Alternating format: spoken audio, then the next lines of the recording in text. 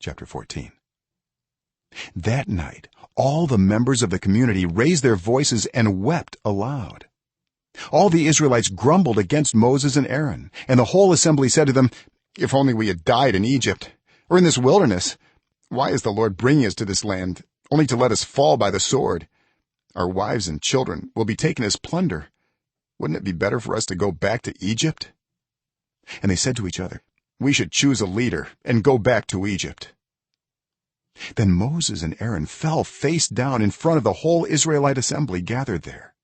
Joshua son of Nun and Caleb son of Jephunneh, who were among those who had explored the land, tore their clothes and said to the entire Israelite assembly, "The land we passed through and explored is exceedingly good.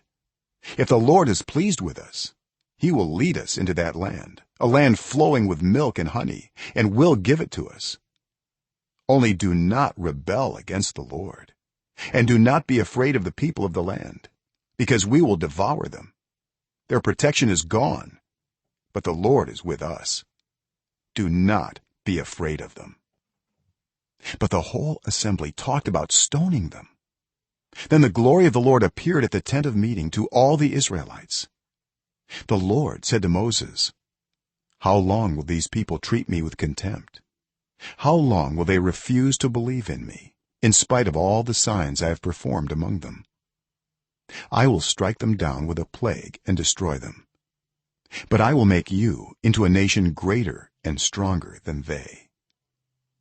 Moses said to the Lord, "Then the Egyptians will hear about it. By your power you brought these people up from among them, and they will tell the inhabitants of this land about it. They have already heard that you, Lord, are with these people, and that you, Lord, have been seen face to face, that your cloud stays over them, and that you go before them in a pillar of cloud by day and a pillar of fire by night. If you put all these people to death, leaving none alive, the nations who have heard this report about you will say, 'The Lord was not able to bring these people into the land he promised them on oath, so he slaughtered them in the wilderness.' Now may the Lord's strength be displayed, just as you have declared. The Lord is slow to anger, abounding in love, and forgiving sin and rebellion. Yet he does not leave the guilty unpunished. He punishes the children for the sin of the parents to the third and fourth generation. In accordance with your great love, forgive the sin of these people, just as you have pardoned them from the time they left Egypt until now." The Lord replied, "I have forgiven them as you asked. Nevertheless, as surely as I live, and as surely as the glory of the Lord fills the whole earth, not one of those who saw my glory and the signs I performed in Egypt and in the wilderness, but who disobeyed me and tested me 10 times, not one of them will ever see the land I promised on oath to their ancestors. No one who has treated me with contempt will ever see it. But because my servant Caleb has a different spirit and follows me wholeheartedly, I will bring him into the land he went to, and his descendants will inherit it. Since the Amalekites and the Canaanites are living in the valleys, turn back tomorrow and set out toward the desert along the route to the Red Sea." The Lord said to Moses and Aaron, "How long will this wicked community grumble against me? I have heard the complaints of these grumbling Israelites. So tell them, as surely as I live, declares the Lord, I will do to you the very thing I heard you say.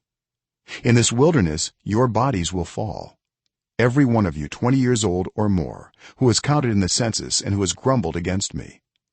Not one of you will enter the land I swore with uplifted hand to make your home, except Caleb son of Jephunneh and Joshua son of Nun. As for your children that you said would be taken as plunder, I will bring them in to enjoy the land you have rejected. But as for you, your bodies will fall in this wilderness. Your children will be shepherds here for 40 years, suffering for your unfaithfulness, until the last of your bodies lies in the wilderness. For 40 years, 1 year for each of the 40 days you explored the land, you will suffer for your sins and know what it is like to have me against you. I, the Lord, have spoken, and I will surely do these things to this whole wicked community, which has banded together against me, they will meet their end in this wilderness. Here they will die." So the men Moses had sent to explore the land, who returned and made the whole community grumble against him by spreading a bad report about it. These men, who were responsible for spreading the bad report about the land, were struck down and died of a plague before the Lord. Of the men who went to explore the land, only Joshua son of Nun and Caleb son of Jephunneh survived. When Moses reported this to all the Israelites, they mourned bitterly. Early the next morning they set out for the highest point in the hill country, saying, "Now we are ready to go up to the land the Lord promised. Surely we have sinned." But Moses said, "Why are you disobeying the Lord's command? This will not succeed. Do not go up, because the Lord is not with you. You will be defeated by your enemies, for the Amalekites and the Canaanites will face you there. Because you have turned away from the Lord, he will not be with you, and you will fall by the sword." Nevertheless, in their presumption they went up toward the highest point in the hill country, though neither Moses nor the ark of the Lord's covenant moved from the camp.